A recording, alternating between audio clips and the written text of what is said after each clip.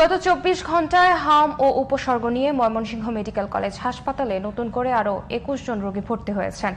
চিকিৎসাধীন আছেন ৮৬ জন। Mymensingh medical college হাসপাতালের আইসোলেশন ওয়ার্ডে ডাক্তার ঝন্টু সরকার জানান, গত ১৭ই মার্চ থেকে গতকাল পর্যন্ত মোট ৩,৩৭৮ জন রোগী হাম ও উপসর্গে ভর্তি হন। এর মধ্যে বিভিন্ন সময়ে হাম ও উপসর্গে ৬৮ জনের মৃত্যু হয়। চলতি বছর ময়মনসিংহ মেডিকেল কলেজ হাসপাতাল সহ সব উপজেলা স্বাস্থ্য কমপ্লেক্স থেকে ২,৫৮০টি নমুনা সংগ্রহ করে ল্যাব টেস্টে পাঠানো হলে ৬৬৪ জনের হাম পজিটিভ হয়।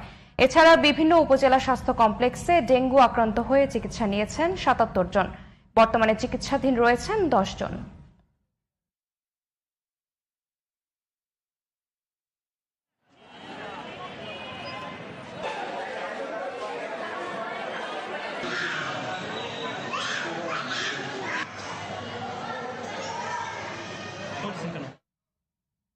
দর্শক, হাম ও ডেঙ্গু পরিস্থিতির খবর জানাতে ময়মনসিংহ থেকে যুক্ত হচ্ছেন সহকর্মী কাজী মোহাম্মদ মোস্তফা।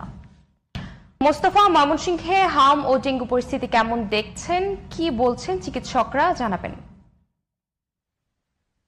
জি ধন্যবাদ। ঠিক যেমনটি বলছিলেন, আমি এই মুহূর্তে আছি ময়মনসিংহ মেডিকেল হাসপাতালের ডেঙ্গু ওয়ার্ডে। প্রতিদিনই রোগী বাড়ছে। হাম এবং ডেঙ্গু যেন পাল্লা দিয়ে ছুটছে, এরকম অবস্থা। ময়মনসিংহ মেডিকেল কলেজ হাসপাতালের ডেঙ্গু ওয়ার্ডে বর্তমানে ৮২ জন চিকিৎসাধীন রয়েছে। ৩১ জন নতুন করে ভর্তি হয়েছে, আর নতুন করে আরো ভর্তি হচ্ছে, আর ছুটিও হচ্ছে। কোনো মৃত্যুর খবর নেই ময়মনসিংহ মেডিকেল কলেজ হাসপাতালে হাম এবং ডেঙ্গুতে। আরেকটি কথা বলে রাখি, চিকিৎসকরা সর্বোচ্চ সেবা দিয়ে যাচ্ছে। ময়মনসিংহ মেডিকেল কলেজ হাসপাতাল ১,০০০ শয্যার হাসপাতাল। এই হাসপাতালে রোগী হয়ে যায় ৪,০০০, ৫,০০০।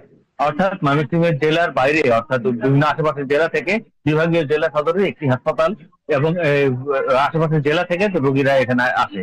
লালমনিরহাট, রংপুর, রৌমারী থেকে রোগীরা এখানে চিকিৎসা নিতে আসে। সে কারণে নিজেদের সক্ষমতা থেকে যতটুকু পারছে ততটুকু দিয়েই তারা চিকিৎসা সেবা দিয়ে যাচ্ছে। আর আশেপাশে ডায়াগনস্টিক সেন্টারে খোঁজ দিয়ে জানা গেছে সেখানে ডেঙ্গুর রক্ত পরীক্ষাগুলো প্রচুর পরিমাণে রক্ত পরীক্ষা হচ্ছে এবং বিভিন্ন বিভিন্ন জনেরা রোগীরা তারা বাসাবাড়িতে চিকিৎসা নিচ্ছে। আশেপাশের উপজেলাতে যে ১১টি উপজেলা, ১৩টি উপজেলা রয়েছে, সেখানেও যে স্বাস্থ্য কমপ্লেক্সে খবর নিয়ে জানা গেছে ১০ জনের মতো চিকিৎসাধীন রয়েছে ডেঙ্গুতে। এছাড়া হামে যারা আছে তারা বিভিন্ন জায়গা থেকে এসে ময়মনসিংহ মেডিকেল হাসপাতালে চিকিৎসা নিচ্ছে। এই হচ্ছে আমার কাছে ময়মনসিংহের সর্বশেষ তথ্য। জি মোস্তফা, আপনাকে ধন্যবাদ।